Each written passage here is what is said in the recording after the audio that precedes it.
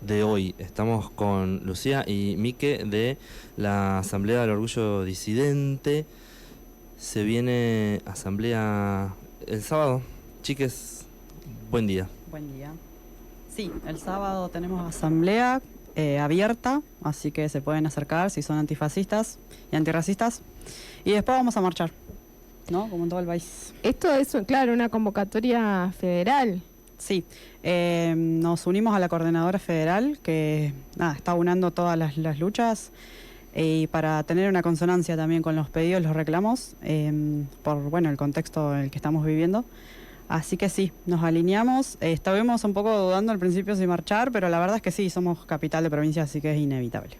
Y han estado convocando por lo menos bastantes figuras, digamos, de famosos hasta por ahí gremios y ese tipo de cosas también. Mira, en realidad las asambleas se autoconvocaron desde sus activistas, que somos el colectivo LGBTIQ+, y quienes nos acompañan, ¿no?, en estas luchas. Y esa fue la gran distinción, digamos, de esta reacción inesperada para quienes nos atacan y erigen ese ataque como política de gobierno, que la reacción social tuviera esta celeridad. Es decir, esto no se trata de la Marcha del Orgullo, que todos los años, una vez al año en noviembre, esperamos acudir, participar, celebrar y demás. Esto fue una convocatoria de un día para el otro, o sea, con casi, digamos, 48 horas de convocatoria, y en eso lo que sorprendió fue que no solamente se convocó en Parque Lezama en Capital, hubo organismos como la Federación Argentina LGBT, que sabemos que tienen alcance territorial en todo el país, sino que fue lo autoconvocado de cada ciudad, cada localidad, más pequeña, más grande, en todas las provincias. Entonces eso creo que da una muestra de organización muy consolidada, pero también de madurez a la hora de poder hacer esto que hoy, por ahí desde las dirigencias políticas, están llamando a conformar como un cordón democrático. Pero vinimos primero les y los activistas, y pareciera que después tímidamente aparecieron las dirigencias políticas, ¿no?, en buena hora. Quizás porque es una cuestión de defensa propia casi. Sí, en realidad lo que yo creo es que... Digo, para el colectivo, por ahí un gremio que por ahí no tiene, está pensando en otra cosa. Sí, sin embargo, sabemos que las cuestiones de género, y en esto hablamos particularmente de identidad de género, del derecho a la autopercepción de las identidades de género, ¿no?, amparados por ley, en eso, digamos, se juega nuestra subsistencia, que apela a no ser subsistencia, apela a ser existencias con la totalidad de derechos y garantías como cualquier, digamos, otro ciudadana, ¿no?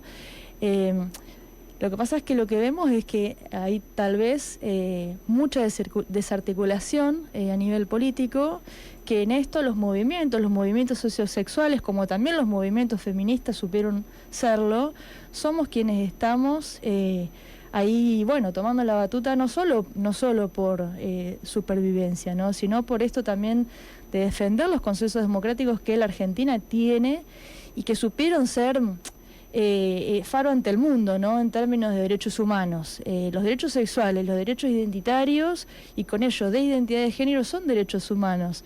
Y en esto el mundo ha sabido reconocer a la Argentina como una muestra de madurez democrática. Por eso se explica que ahora el presidente de la Nación, por segunda vez en Davos, fue a decir lo que dijo.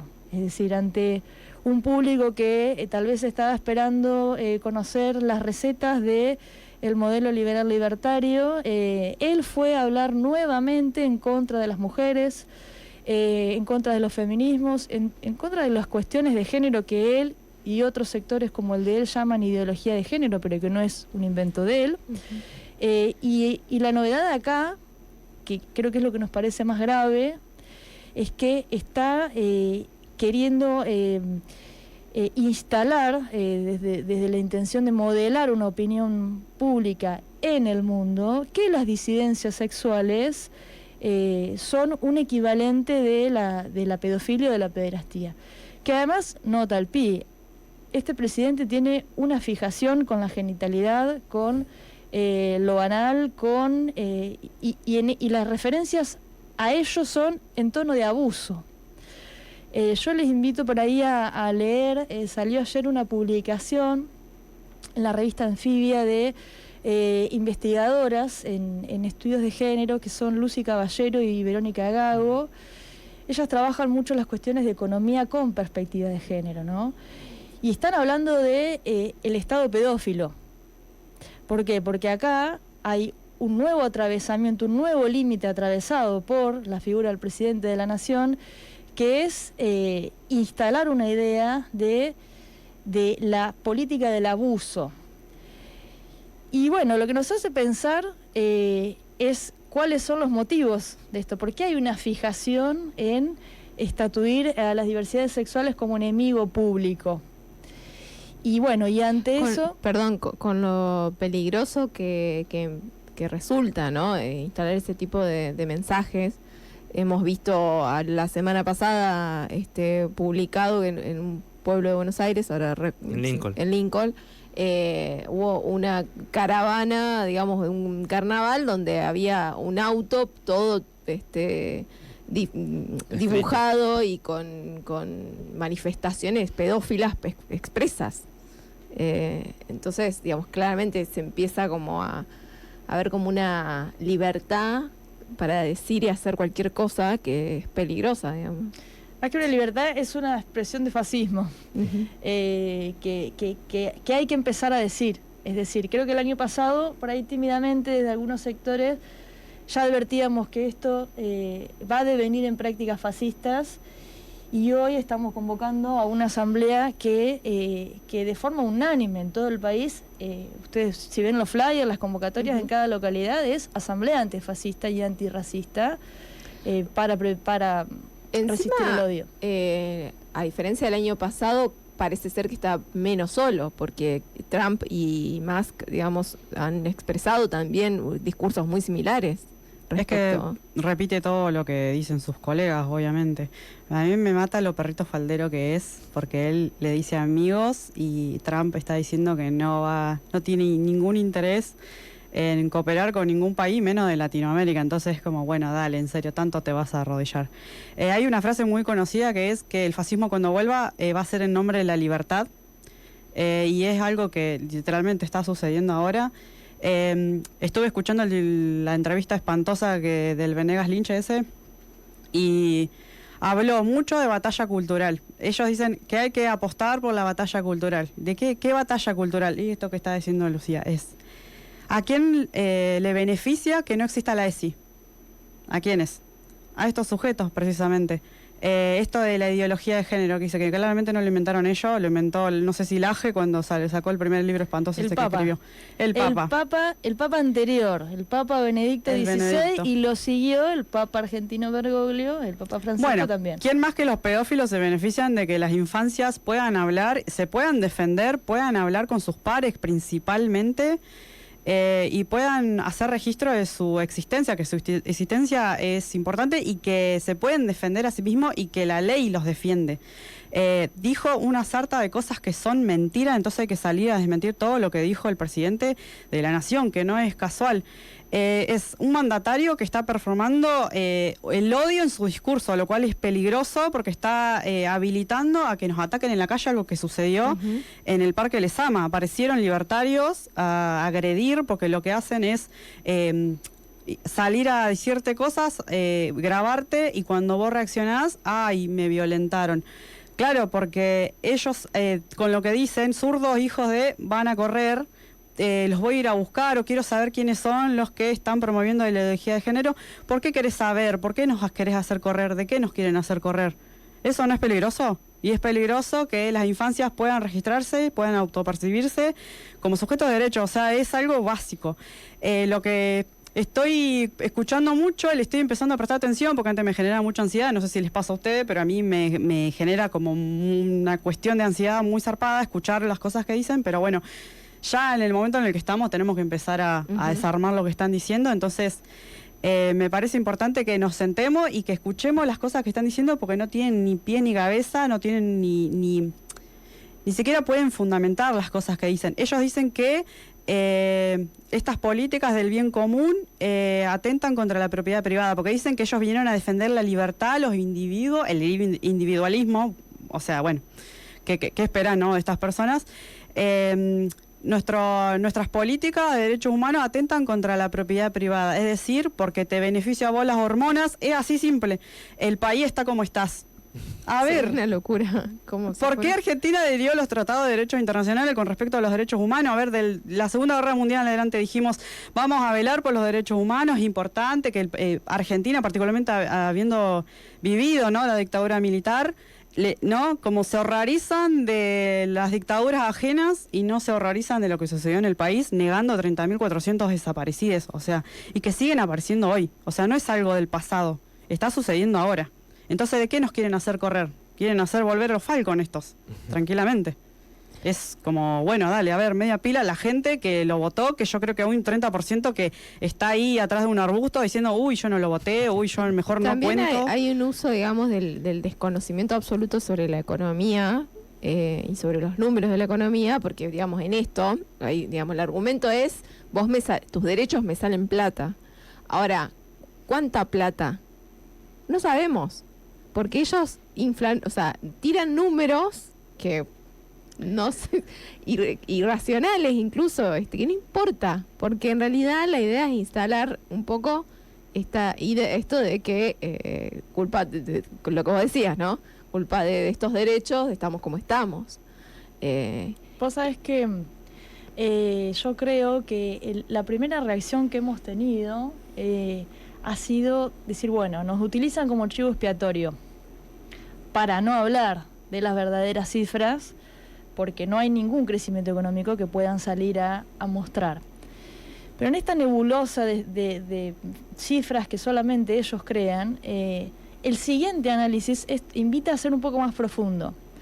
Tiene que ver con que no es que porque no puede dar cifras reales, entonces está hablando de cualquier cosa por el caso de las disidencias sexuales como sinónimo de pedofilia. Digamos. No es ese el primer análisis. El análisis tiene que ser un poco más profundo, que tiene que ver con qué venimos a decir, qué hemos dicho y qué hemos logrado estatuir como derechos y como derechos humanos de manera internacional, no solo Argentina, no nos veamos como una isla. Las disidencias sexuales en relación a los modelos de acumulación capitalista. Y el modelo de acumulación capitalista en el que estamos y el que el presidente Javier Milei quiere ser referencia en América para el resto del mundo, y por eso sus amiguismos con Elon Musk, sus amiguismos con Trump, que medio que no lo quiere tan cerca, un poquito sí, pero otro poquito no, digamos, tiene que ver con poder validar esa referencia. ¿Referencia de qué? De una forma de un modelo económico afectivo de ultraderecha basado en el resentimiento. Por eso afectivo, o sea, generar la afectación de la afectación social a través del resentimiento, porque el resentimiento es ordenador del odio. Es decir, el resentimiento ¿de quién es? A las y los estatales, a la docencia universitaria, a la salud, a las disidencias sexuales, a las feministas, etcétera, etcétera, ¿no? Porque cada vez tiene más enemigos. Entonces, ese es el verdadero, digamos, motor que hay detrás de esto. No es no hablar de la economía real, es la economía que ellos vienen a proponer, tiene todos estos vectores de exclusión, y esos vectores son a fuerza de odio y de resentimiento. Porque necesitan poder erigirnos como enemigo ante ese modelo de acumulación que es altamente excluyente. Y no solo de los derechos de identidad de género, los derechos de las mujeres, etcétera. También de los ambientalismos, que hace rato, lo que pasa es que no tienen tal vez tanta prensa, bueno, y no tienen la misma coordinación que hemos sabido tener desde a fuerza de décadas, ¿no? El colectivo LGBTI+. Pero también estamos en la vereda de enfrente. Entonces, lo salen a decir de manera escandalosa, lo salen a decir con fake y con el troleo que se genera detrás de los fake, justamente no para mostrar lo que no pueden decir, es que Argentina está en una gravísima situación económica, sino que su modelo financiero excluye, por ser financiero, digamos, nos excluye como sujetos sociales en su participación. Y pongo un ejemplo, pongo dos ejemplos. Creo que es importante ver qué está pasando con los jóvenes, ¿no? O sea, esta presidencia, este gobierno no puede ofrecerles ningún futuro a estas juventudes, más que la economía a través de la producción financiera, de la especulación financiera, ¿no? Esto de los criptobros, bueno, la identidad que se genera detrás de esto, ¿no? Y una identidad que repele también cualquier noción de igualdad, y desde ya de igualdad de género. Eso como primer ejemplo, ¿no? ¿Qué le está ofreciendo de futuro a las juventudes? Y como segundo ejemplo, que esto también es más abocado a la población de las mujeres, como que, no sé si es del todo conocido, pero hay que poder decirlo, ustedes saben que, por ejemplo, la asignación universal por hijo ahora se cobra a través de la aplicación Mercado Pago. Ah, Chan, no. Los ¿Cómo amigos. es Ahora eso? no, desde hace ya varios meses, Los ¿no? amigos. Desde el año pasado. Ahí está. Entonces, O sea, no hay una cuenta bancaria, sino una cuenta de Mercado Pago. ustedes saben que la asignación universal por hijo está amparada por ley, bueno, digamos, las formas de cobro que ha tenido siempre ha sido a través de bancos provinciales o Banco de la Nación. Bueno, todo eso ahora está suplantado, es decir, esa participación o forma de estatalidad en la distribución de esos ingresos para las mujeres, jefas de hogar, ahora está totalmente reemplazado, suplantado por Mercado Pago, o sea, por otro gran amigo que es Galperín. Entonces, esto creo que es una muestra así muy doméstica, si se quiere, Que esto es, de la financiarización de nuestras vidas. claro, porque vos una vez que ingresás tu dinero a Mercado Pago, tenés la posibilidad, digamos, de que ese dinero trabaje, digamos, lo tiene el señor Mercado Rinda. Pago, claro. Entonces hacen uso de eso y... Esto es una distribución de los ingresos que son legítimamente, digamos, puse el ejemplo de la asignación universal por hijo, pero está claro que hoy se cobran sueldos, todo tipo de transferencias, ¿no? A través de las billeteras virtuales, la más grande de ellas es Mercado Pago. Pero ¿cómo puse el ejemplo porque ahí no es que mi ley opera sin Estado, Estado mínimo. pone la estatalidad al servicio de las corporaciones. Entonces, la financiarización de nuestras vidas, de las mujeres, de toda la ciudadanía, se va en eso, nuestra salud mental se va en eso. Y esta es la cuestión, digamos, ¿qué tiene que ver todo esto con las asambleas? ¿Qué es lo que nos convoca hoy? Y aprovecho a agradecer por la invitación. Tiene que ver con que, bueno, los feminismos, los transfeminismos, el colectivo LGBTI más organizado, desde la noción de género, es el primero que salió a decir, desde hace décadas, ¿no? Desde hace un año, que este modelo se basa en eso.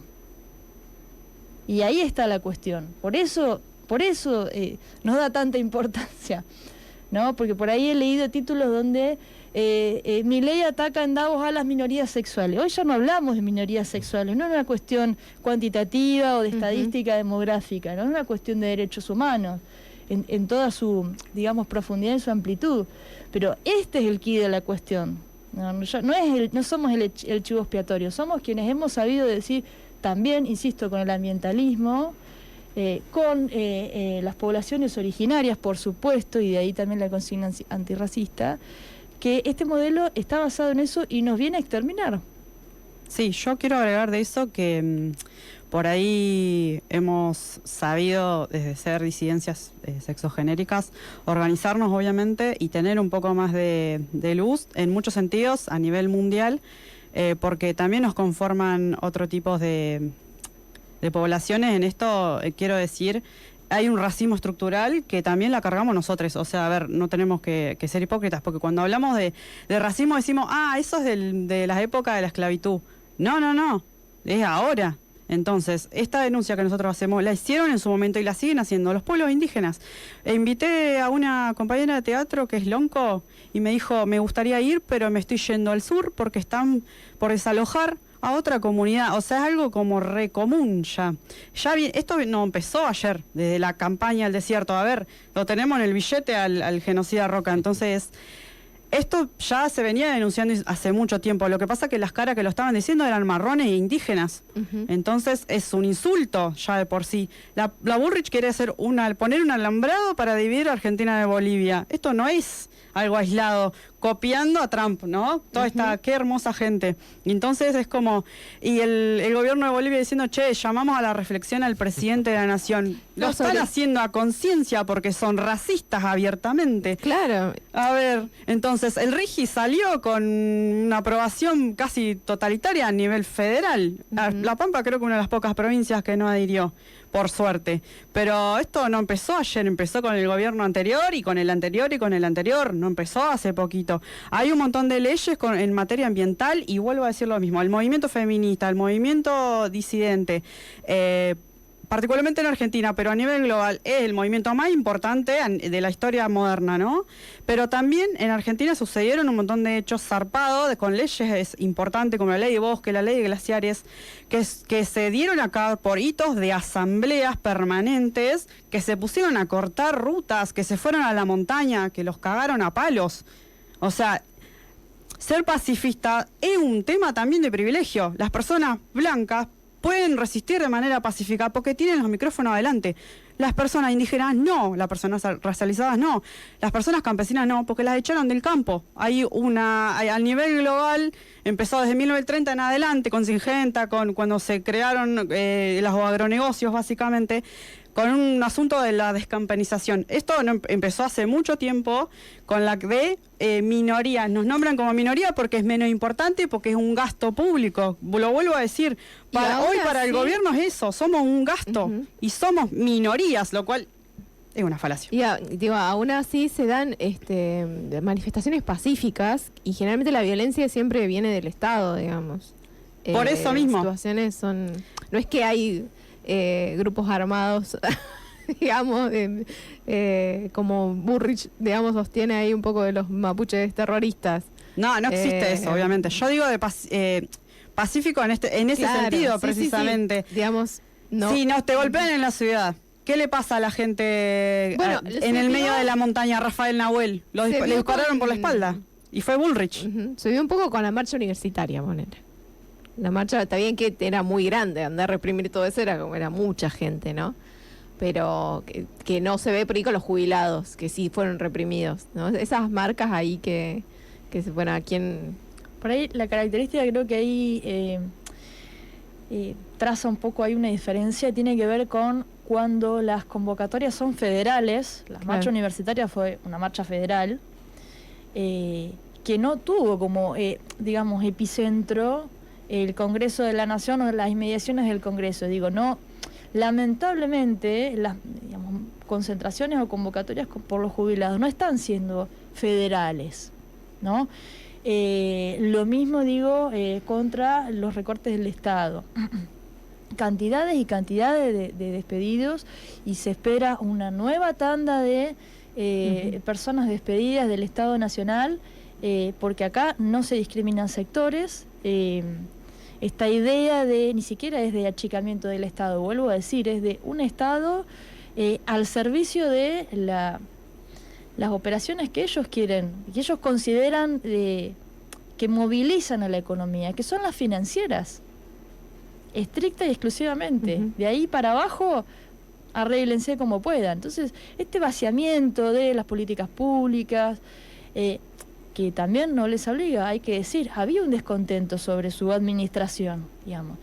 Lo que pasa es que una cosa es el descontento y otra cosa es el vaciamiento o la eliminación. Y ahora creo que estamos ante, digamos, muchos sectores sociales, incluidos quienes han sido sus votantes, que están un poco entre la espada y la pared viendo cuál es el desenlace de esto. Y bueno, y quienes sostenemos siempre, digamos, las banderas de derechos humanos y, por nuestro caso, específicamente los derechos LGBTIQ+, estamos saliendo a decir, insisto, con celeridad, porque ellos también son muy veloces a la hora de generar ataques, de generar odio y de replicarlo. Sobre todo, la misma celeridad hay que tener para ya no soportar, para contestar, responder y de manera organizada y federal. Porque si no, eso es lo que pasa. Si no, la imagen del amedrentamiento es las personas más o menos número en las inmediaciones del Congreso siendo reprimidas. Claro.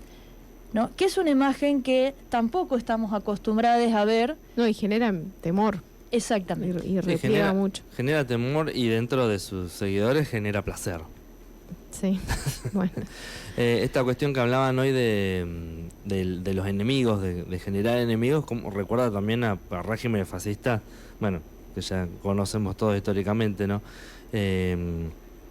Pero, ¿qué tienen planteada alguna actividad, además de la marcha, para el sábado? Hacemos una asamblea, primero como dije, que llamamos a todos los sectores que han sido atacados por las decisiones de este gobierno. Y después marcharemos a la Casa de Gobierno. Ayer pude dialogar con una compañera de Pico que también están ahí armando su asamblea para convocar para el sábado. Por el momento el horario que pusieron a las 7 de la tarde en la Plaza Central también de Pico. Acá la asamblea es en la Plaza San Martín. Ojalá podamos también ir corriéndonos también del centro de la ciudad, porque es importante llegar a los barrios. Realmente hay barrios que están bastante aislados. Y próximamente estamos pensando tener acciones directas, obviamente primero consensuando con las otras asambleas o espacios que se acerquen a nosotros, pero sí queremos hacer una especie de festival antifascista y antirrepresivo y antirracista. Nos parece importante porque hace mucho que no sucede. Lo supimos hacer en su momento cuando estábamos con el gobierno de Mauricio Macri, por lo que también, por lo mismo, ¿no? Por reprimir lo que sucedía también con los trabajadores, creo que sucedía lo mismo con las comunidades indígenas con respecto a Bullrich. Bueno, la tenemos de nuevo ahí, haciendo exactamente lo mismo. Sí, esto no es nada nuevo, no votaron algo nuevo las personas, quiero aclarar, es algo que ya se venía repitiendo, y no son libertarios, son conservadores, o libertarios conservadores, porque dicen como, ay, ustedes vienen a imponernos cosas. No. Nosotros abrimos el debate, abrimos el diálogo y queremos construir de manera colectiva algo que les parece un horror, ¿no? Pero la idea sería así, hacer, de paso aprovecho el espacio, gracias por darnos también la palabra, convocar al colectivo de artistas que se acerquen el sábado y que hagamos una asamblea permanente, porque llevamos un año recién, el segundo ataque en Davos, y lo vuelvo a decir. A él le parece fascinante ir a un espacio para tener que hablar de economía y no hablar de economía. Entonces, como, dale, se ve que el enemigo está desnutrido, el enemigo nos están sacando los derechos. O sea, ¿qué enemigos somos? No existimos como enemigos. O sea, es un chiste, pareciera, un chiste de muy mal gusto, obviamente. ¿Qué les pasa a ustedes con por ahí la percepción de la calle, no sé, sus familias, sus allegados? Viste que por ahí se dan debates, discusiones, ¿cómo ven eso, digamos?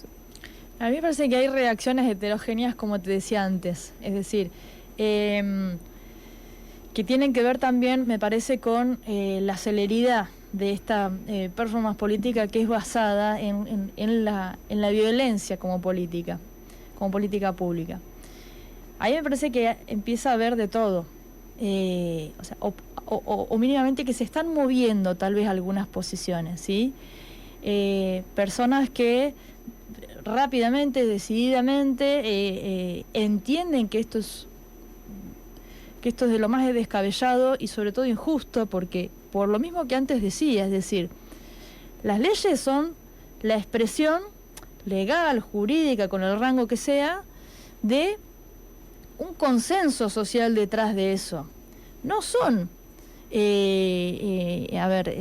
producto de un gobierno solamente, ¿no? O producto de una formación legislativa que le dio quórum para su tratamiento y tal, digamos. Detrás de eso, nuestra democracia entiende que detrás de eso hay consensos, y sobre todo cuando se trata de estos derechos que son progresivamente adquiridos. Es decir, no es que de un día para otro tuvimos 5 leyes que de pronto nos reconocen. Es decir, no, fue a fuerza de muchísimos años, militancias, distintas referencias de distintos espacios políticos partidarios y todo otro tipo de entidades que no son partidos políticos, pero que han sabido entender que esto era necesario y que esto conduce a una madurez política, democrática y jurídica en nuestro país. Entonces, hay personas que entienden esto. Hay otras que tal vez lo piensan de forma mucho más concreta y cotidiana porque tienen familiares, porque nosotros somos hijas, hijos, hijes también de familias y tenemos parentalidad que nos ha alojado o no,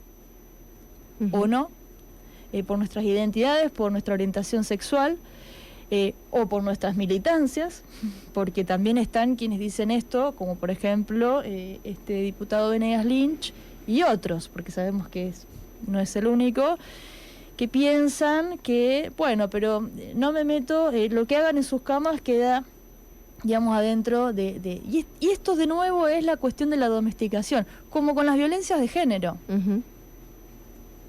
¿Por qué las violencias de género? Le decimos violencia de género y no es ya crimen pasional, violencia doméstica, digamos, la modalidad es doméstica, pero su concepción ya no es doméstica en el ámbito de lo privado, como que el Estado tiene ahí encuentra una limitación para su regulación o para su protección. No. Entonces, con nuestros derechos es lo mismo. Entonces también hay personas que dicen, hagan lo que quieran adentro de sus casas, a mí no me interesa, y que el Estado no gaste en esto. Entonces yo les invito a esas personas a que se informen, a que busquen información que hoy es de acceso público, de cuál es el gasto, digamos, si tanta preocupación hay por la erogación económica por nuestros derechos, y en esto también hay que hacer un gran link, digamos, con, por ejemplo, con el derecho al aborto. Es decir, cuán costoso es garantizar el derecho al aborto. Entonces son ínfimos. Lo mismo los programas de respuesta al VIH-Sida. Ínfimos. Entonces, y esto no es algo nuevo, esto está estudiado, hay estadísticas. Entonces, parece que todo es producto de la desinformación y también de la falta de empatía que viene de la generación del odio, de ser receptivas, como antes decía, a esta afectación a través del resentimiento. Estos discursos siempre aprovechan mucho las crisis económicas, ¿no? Digamos, la frustración que genera no vivir, la mala calidad de vida y la necesidad de encontrar en algún lado un responsable porque digamos el Estado de golpe es como, o el gobierno es como una entidad muy abstracta. Sí. Lograr que el pueblo se pelee con el pueblo. Claro.